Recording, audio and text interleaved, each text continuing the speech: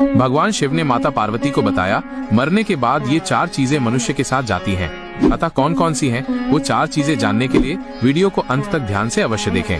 हिमालय की गोद में कैलाश पर्वत की शीतल छाया में एक दिन माता पार्वती ने भगवान शिव से अत्यंत गूढ़ प्रश्न पूछा।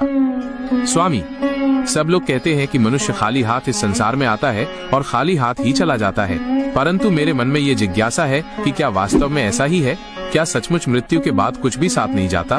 भगवान शिव मुस्कुराए।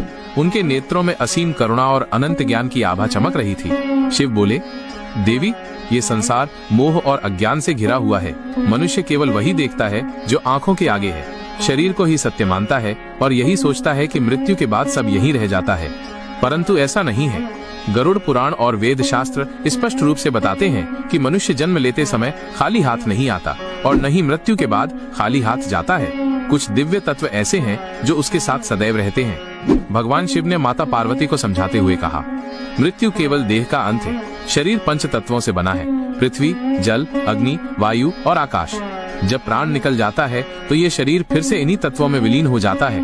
यही कारण है कि अंतिम संस्कार के बाद लोग उस शरीर से अपना मोह छोड़ देते हैं, परंतु आत्मा अमर है। आत्मा कभी जन्म नहीं लेती और कभी मरती नहीं। वह केवल शरीर बदलती है, जैसे मनुष्य पुराने वस्त्र उतारकर नए वस्त्र धारण करता है।